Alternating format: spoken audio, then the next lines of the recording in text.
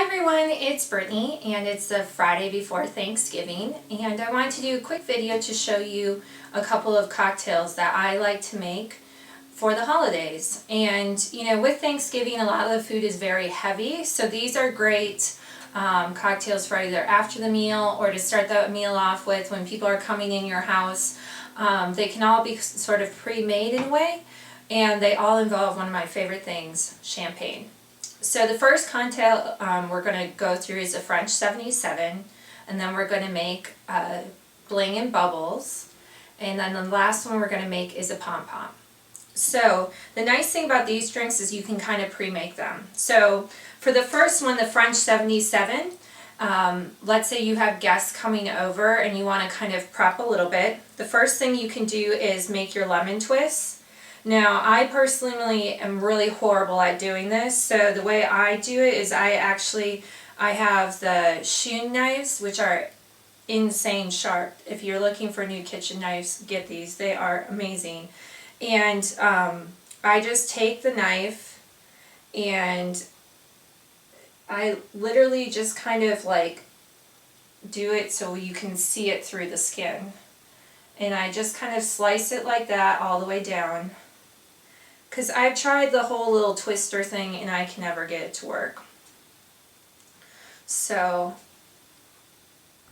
you know, if you get a little white on it, hey, it's okay. You know, most of us are not professional, you know, cocktail people, mixologists. And this isn't going to be on the cover of Martha Stewart, so you don't need to be super perfect with it. So then I did that. So here's what they look like.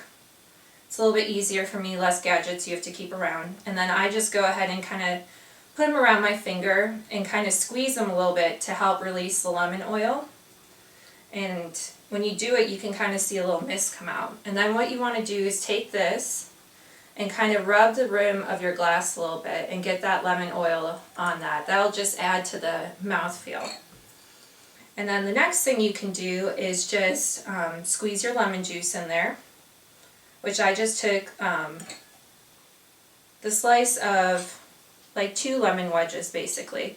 I like lemon. You can adjust it to your own personal preference and just go ahead and squeeze that in there. Like so. The next thing you want to add is Saint Germain. I love Saint Germain.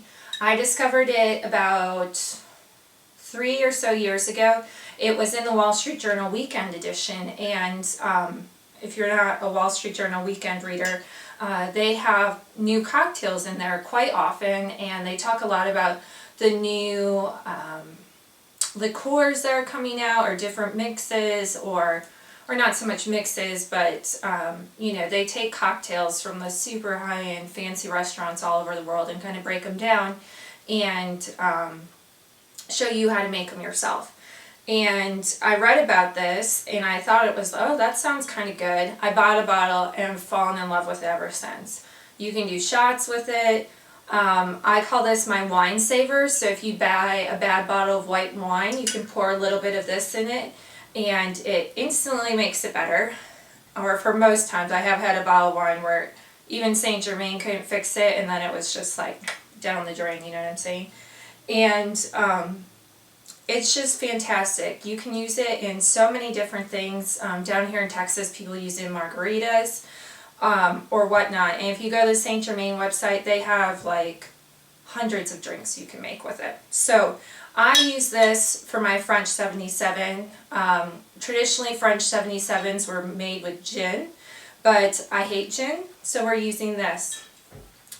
So the next step would be to open up your bottle of Saint Germain. Twist it. Don't twist it all the way shut, because it is a little bit trickier bottle to open. That would be one thing I would change about it, just to make it slightly easier to open. So with this, the way I measure it is you can do a whole, you know, pour it in a shot glass thing. I don't do that. I've never done that. If you can teach yourself how to count a pour, that will save you so much time, way less dishes, and, you know, it makes it easier.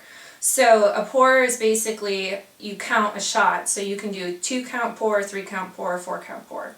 So for this kind of, with the champagne cocktails, I just kind of eyeball it. So I would say, you know, do 1/3 Saint Germain and then 2/3 champagne. So kind of just depending on what type of glass you have. So we'll just go ahead and pour that in there like so. And then, you know, you can just leave this sitting on a tray ready to go. And then when all your friends and family come over, you can go ahead and open up the bottle of champagne and pour it right there, so that way you get the wonderful, you know, bubbles and mouthfeel. And for all my champagne cocktails, I like to use a brut champagne, a dry one. You don't have to use a very expensive bottle of champagne. This one's Barefoot Bubbly. Corbel works great. I do like Corbel, especially when you're mixing other liquors in it. You're not going to be tasting the full champagne, so feel free to use you know, a really good champagne that's kind of in like the more economical price range. We're going to take that label off, throw that over here. And so when you're opening a bottle of champagne, just make sure you have your hand on the top, so that way it doesn't fly in your face. Take the cage off. And then what you want to do is you just slowly twist it, just like that. Perfect. And then we'll just go ahead and pour this, and go slow, because you know champagne, even though there's already other stuff in the glass, it can still foam up quite a bit. So we'll just go ahead and pour that to the top. And so that's what that looks like. It's a beautiful cocktail. It's got, you can see the lemon in it, and a little rind of lemon. It's very refreshing. It's not too sweet. If you wanted it to be drier, you could use less Saint Germain. So what I recommend the first time you try this cocktail, do it with yourself, try it, and if you need to kind of adjust the flavoring to your preference, go ahead and do that. You know, do it before your family comes over, maybe try it the night before and see if you like it. Because especially when people are coming over to your house for a party, that's the last time you want to try to figure out something new. It's just too stressful. So there's that one. The next one we're going to make is Bling and Bubbles, and this one is super fun. And this one you can do for kids too, or if you're not someone who drinks alcohol, you can also buy the virgin, or they now have non-alcoholic champagne, so it's basically the grape juice with the bubbles. So feel free to substitute that for this recipe. With the Saint Germain, you could just make it with the juice and maybe try a little bit of lemon in it. You'd have to see, kind of depending on what bottle of faux champagne you bought, it might not turn out so good. So this next one I call Bling and Bubbles, and it's super fun and easy, and it looks really cool in the glass, and something your kids can help you out with too. So basically all you do is you get a piece of rock candy. You can buy them on the sticks. I like to kind of have them sitting in the bottom of the glass because I like the way that looks better. And that's pretty much it. You just put your piece of rock candy in there. I like to buy the unflavored rock candy, or maybe like a lemon, because sometimes the blueberry, strawberry, whatever, it can kind of have that pucker flavor to it, and we definitely want to make sure that we're serving drinks that have a little bit of refinement to it, a nice easy palate, so that way when people are moving into dinner, they'll be able to, you know, not have a super sugary or funky palate to enjoy it, you know, to be able to eat your food and enjoy it. So this one's very easy. Just put the piece of rock candy in there, and with this one you got to go slow. So then you would just pour your champagne in there, and as you can see, it foams up very fast. And so you just keep filling your glass, and you know, depending on, this one's a yellow piece of rock candy, you know, it'll kind of take on the color.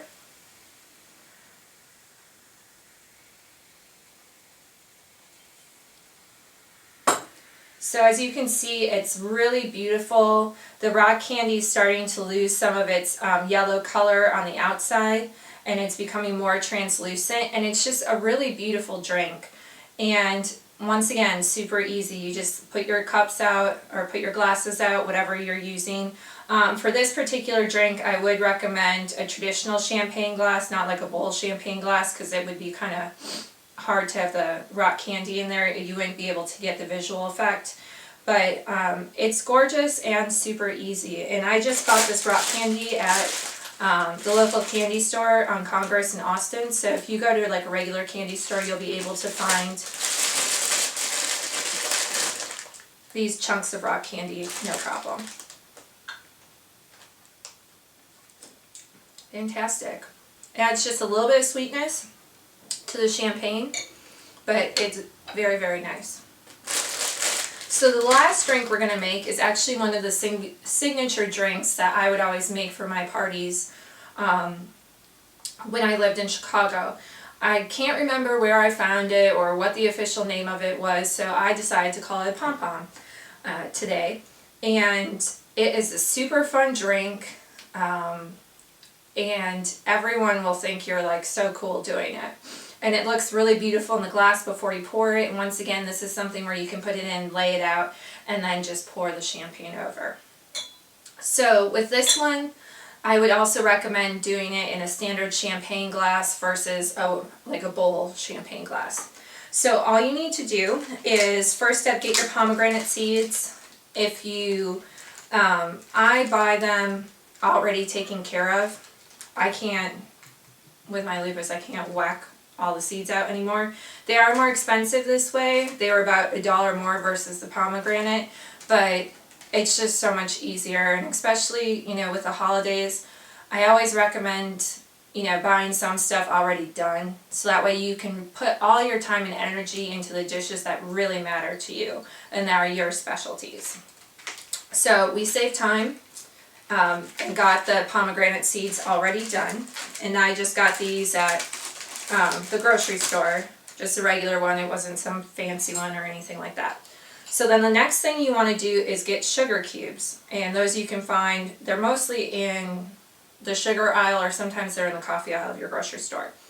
And you just want to put 2 sugar cubes in there, just depending on, this is a little bit deeper glass. If I had a smaller, shorter champagne glass, I'd only put 1. And then you just take your little bit of pomegranate seeds and just pour it in there. So you can have all this ready to go. It's really pretty. It has, you know, nice fall tones in it.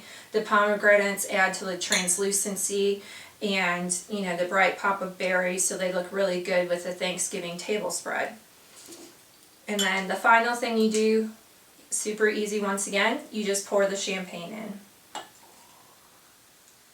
So this is really cool because, kind of like what the rock candy is doing where it bubbles up, the sugar cube will do that as well. So it'll kind of create this constant, really beautiful bubbling.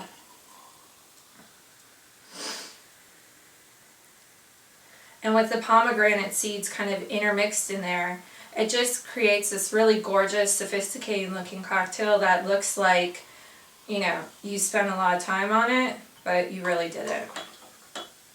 And I will say, whoops, happens, it's okay. We'll just let that calm down. But everyone that I serve, every party that I serve this drink at, people love it and they come back for more. And, you know, it's just super, super beautiful. Let that calm down a little bit more. And if you wanted to, I have like a lime here, so if you wanted to, you could squeeze a little bit of lime juice in it. But it's really just beautiful. We'll go really slow this time on its own.